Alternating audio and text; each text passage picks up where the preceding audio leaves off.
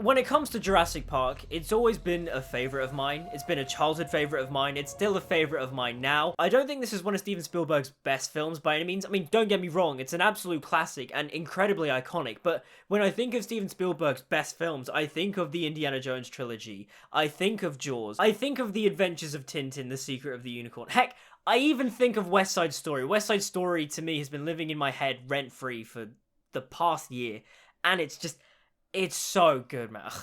Stevie Spee, absolute legend and master. But yes, Jurassic Park is a film I do love with all my heart, even though I don't think it is one of Steven Spielberg's absolute best. But then again, me thinking that just shows the absolute mastery and majesty of a director like Steven Spielberg. Everything he touches is more or less gold. The film really just captures the majesty and wonder of bringing these dinosaurs to life. I mean, not just in the film's story, but also in Hollywood itself. Creating the CGI to help bring these dinosaurs to the big screen was a massive jump in technology. You hear a number of stories of people back in the day being like, how did they do this? How did they create these dinosaurs? And honestly, the dinosaurs look absolutely fantastic, even though it is a massive blend of animatronics and computer-generated imagery.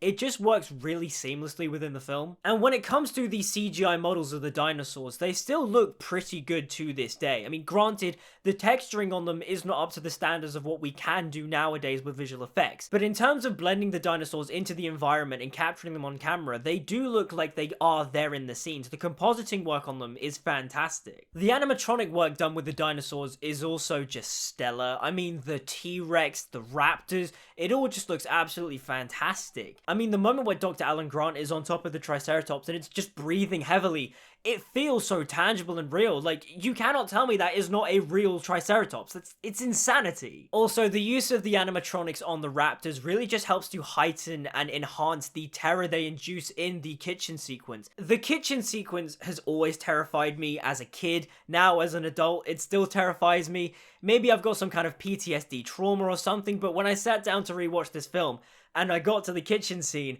I could feel a little bit of, terror in my chest. I got chills. I was like, oh my god, I'm getting like childhood PTSD flashbacks. What the hell? A fun little story that my mum loves to tell is that as a kid, whenever I used to watch this film on VHS, I'm that old enough to remember VHS. I was born in 2000, so I was just on the cusp of VHS going out of fashion. But yeah, I used to watch this film all the time on VHS, and every time it got to the raptor kitchen sequence, there's the bit where the raptor jumps on the table and goes, bow, bow, bow. Yeah, apparently baby me used to just keep going bow, bow, bow. So yeah, that's a fun little story. And that's the thing about Jurassic Park. The first act of the film is all about establishing the wonder and awe of creating these dinosaurs and bringing them to life.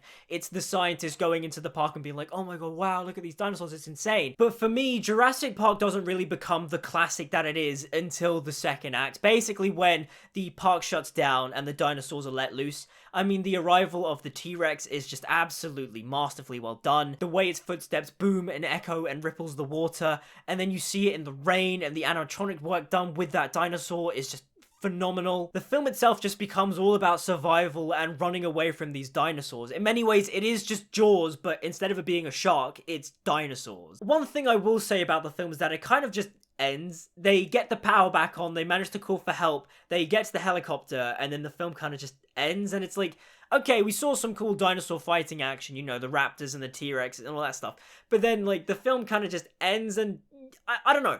I would have liked to have seen just a little bit more of the aftermath of what happened in Jurassic Park. Though looking at this film now with the eyes of an adult, I will say some of the more interesting sequences of the film don't even involve the dinosaurs. The conversations Ian Malcolm has with Dr. Richard Hammond. Nope, that's John Hammond, that's it. I'm getting him confused now. Richard Attenborough and John Hammond, it's confusing. The dinner scene, for example, where Ian Malcolm talks to John Hammond about chaos theory and nature versus nurture and the idea of humans playing God is absolutely fascinating and is where the theme of Jurassic Park really thrives, the idea of life finding a way. All of those philosophical ideas and themes really just stick out to me now, and they're absolutely fascinating because the film just proves that in some way, shape or form, life will find a way. Whether it be how the dinosaurs they bred were all female, but because they spliced it with frog DNA, they were able to reproduce and give birth to other dinosaurs, thus creating the idea of playing God is not necessarily the greatest idea. Now, getting onto the characters, Sam Neill as Dr. Alan Grant is great.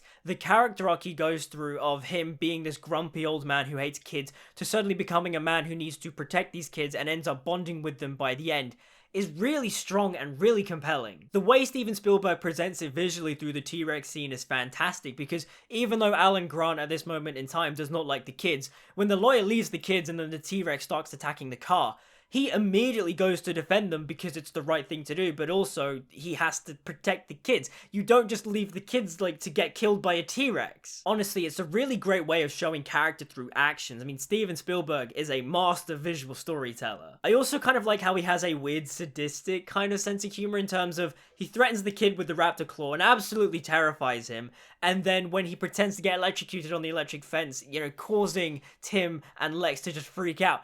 It's really funny stuff.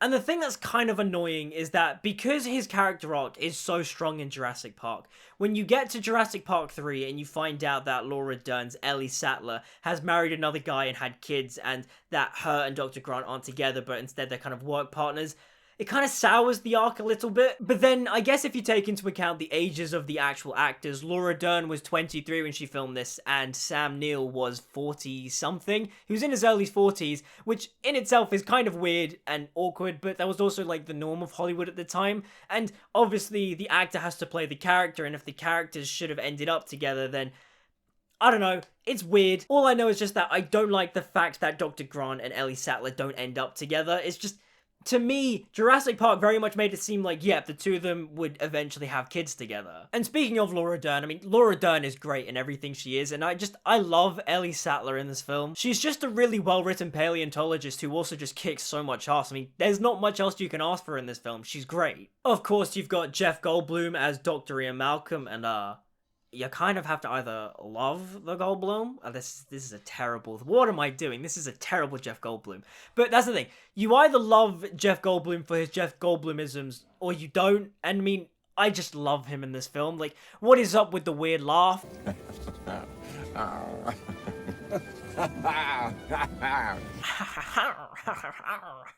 But also, the philosophical ideas his character brings into the film is also just fantastic. I mean, again, the dinner scene is fantastic, and also Goldblum just delivers one of my favorite bits of dialogue from this film. And before you even knew what you had, you packed it, you patented it, you slapped it on a plastic lunchbox, and now you're selling it. You're selling it. God, that's the thing, it's just such a really well-acted moment. It's so iconic. Also, the child actors playing Tim and Lex aren't actually annoying. They're really good kid actors. I think that's the magic of Steven Spielberg. He's really good at picking kid actors that aren't annoying and actually have a presence and can actually act on screen. And Richard Attenborough as John Hammond is absolutely delightful, right? That is until you realize that he's actually kind of a pretty bad man. He hides behind the mask and charade of, oh, I want to be this great showman who wants to open this great big dinosaur park for everybody to enjoy. This is not just for the rich and high society, it's for the everyman. But then you look at the way he runs his operations, and he basically leaves the entire park running with like 3 people in a control room. And that's not nearly enough. Like, no wonder Nedry turned on him. He basically had him doing everything and barely paid him enough money for what he actually was supposed to be doing. I mean, yes, he is fun. Yes, he is charming. Yes, he is this delightful old man with his, you know, little mannerisms of, oh, spared no expense. Like, that joke never runs thin, but at the end of the day, John Hammond is not a good man. It very much just plays into that theme of just because you can do something doesn't mean you should. Whilst the idea for creating a dinosaur theme park is great, there's a reason why the dinosaurs went extinct, and there's a reason why we probably should not be trying to do this in real life. And the weird thing is that we are still trying to do this in real life, and whilst it is a cool advancement in science and technology, it is pretty weird. Like, shouldn't the main lesson we've learned from, say, Jurassic Park is to not try and create dinosaurs in real life? And speaking of Nedry, Wayne Knight is just fantastic. Nedry is this weird thing in this film where he is very goofy, but he also fits the tone of the film. Like, I don't know how Steven Spielberg does it. There's this weird thing I have with Steven Spielberg films where They are both goofy, but he manages to balance that goofy tone and make it feel believable and realistic in the world he's created. But the funny thing about Wayne Knight and Nedry as a character is that whenever he opens his mouth, all I hear is Al from Al's Toy Barn from Toy Story 2. You've also got Sam Jackson in this film, who's also just a really great presence on screen. And speaking of great presence on screen, Mr. DNA, what a character. It's like the most smallest little detail, but I love how just quirky Mr. DNA is. It's just, I'm Mr. DNA. It's so good. That little ride and attraction that John Hammond makes them ride at the beginning of the film is hilarious to me. Like, he's very much just trying to be the entertainer, the showman, just like, oh, sit down, enjoy the ride. And everyone's just like, oh my god, what's all the science stuff? And he's just like, you guys are ruining the vibe, come on! Also, let's not forget the fact that John Williams' score for this film is absolutely incredible, absolutely iconic. I mean, there is a reason why he is known as the maestro of the movies. I mean, the man is a master. But to wrap things up, Jurassic Park is definitely an iconic film for many reasons, and is absolutely a Steven Spielberg classic.